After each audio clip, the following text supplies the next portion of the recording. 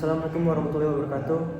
Perkenalkan, nama saya M. Iqbal Al-Farizi, NPM 21303013. Kenalkan, nama saya Andi Adriansa, NPM 21300324. Nama saya Muhammad Hanif Al-Fat, NRP 213030030. Di sini kami akan mempresentasikan tugas kewarganegaraan yang berjudul Bahaya Korupsi bagi Kesejahteraan Rakyat Indonesia. Presentasi ini akan menguraikan dampak buruk korupsi terhadap kesejahteraan rakyat Indonesia.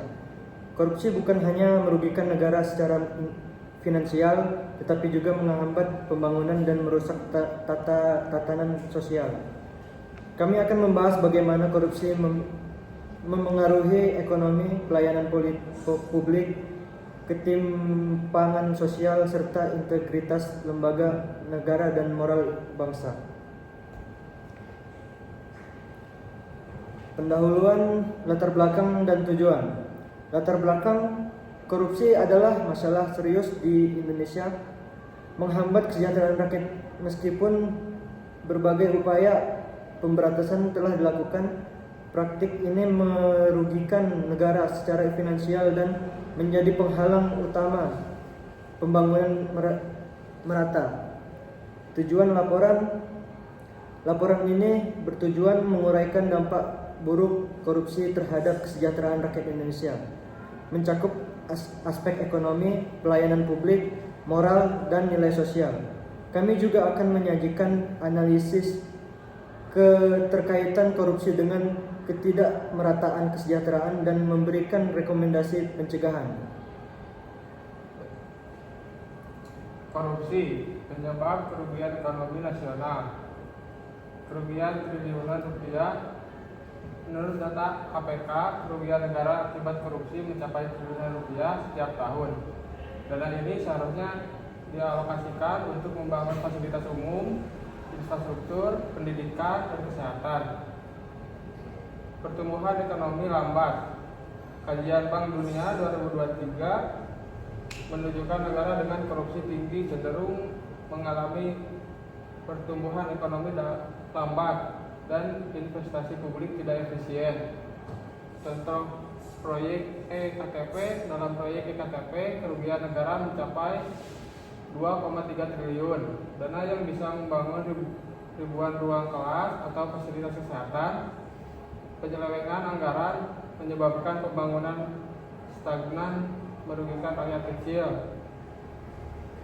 Dampak korupsi pada pelayanan publik. Kualitas infrastruktur buruk, praktik markup, dan pengurangan spesifikasi bahan dalam proyek pengadaan menyebabkan pembangunan jauh dari harapan. Jalan desa cepat rusak karena kualitas konstruksi yang buruk akibat pemotongan anggaran. Kekurangan layanan kesehatan. Puskesmas kekurangan obat dan tenaga medis karena dana bantuan tidak sampai, menyebabkan masyarakat kesulitan mengakses layanan kesehatan dasar. Fasilitas pendidikan tidak memadai. Sekolah dibangun tanpa fasilitas yang memadai, menghambat proses belajar mengajar dan kualitas pendidikan bagi generasi mendatang. Beban uang pelicin. Korupsi. Birokrasi memaksa masyarakat membayar uang pelicin untuk mengakses layanan dasar seperti administrasi, kependudukan, atau bantuan sosial, menambah beban ekonomi rakyat. Korupsi memperbesar ketimpangan sosial dan kemiskinan. Penyelewengan bantuan pemerintah untuk masyarakat miskin sering diselewengkan oleh oknum, menyebabkan dana desa tidak adil dan program bantuan sosial tidak sampai ke tangan yang berhak. Kehilangan peluang. Masyarakat miskin kehilangan peluang untuk meningkatkan taraf hidup karena program penuntasan kemiskinan dilemahkan oleh korupsi seperti yang ditunjukkan kajian LIPI. Elit semakin kaya. Sebaliknya, orang kaya yang koneksi politik semakin mudah memperkaya diri melalui akses istimewa ke proyek negara, memperlebar jurang ketimpangan, melemahkan lembaga negara dan sistem demokrasi, kehilangan kepercayaan. Ketika lembaga seperti pengadilan dan kepolisian terjangkit korupsi, kepercayaan masyarakat hilang. Negara dianggap hanya melayani elit penguasa, bukan kepentingan rakyat. Demokrasi semu. Politik uang dalam pemilu menghasilkan pemimpin tidak kompeten. Anggota dewan fokus balik modal daripada mewakili rakyat, dan kebijakan publik disusun untuk oligarki. Krisis integritas.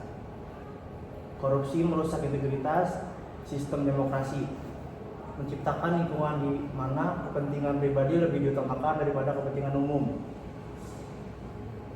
Kerusakan moral dan budaya sosial, apatis dan pragmatisme.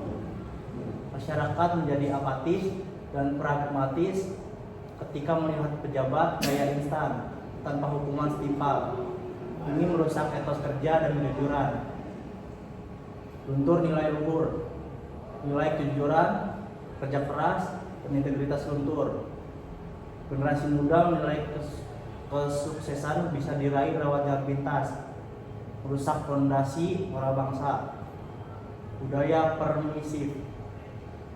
permisif terhadap suap dan pungli tumbuh subur, menciptakan lingkungan di mana praktik korupsi dianggap normal.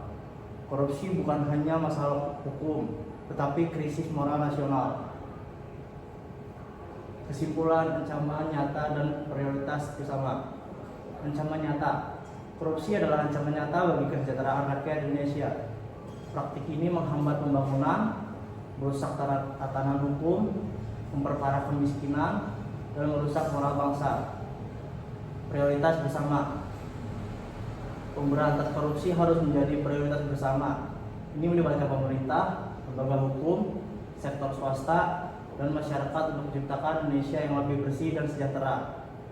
Masa depan Indonesia. Dengan upaya kolektif, kita dapat membangun masa depan yang lebih baik, di mana keadilan dan kesejahteraan merata bagi seluruh rakyat Indonesia. Sekian presentasi dari kami. Mohon maaf jika ada salah kurang. Saya akhiri. Assalamualaikum warahmatullahi wabarakatuh.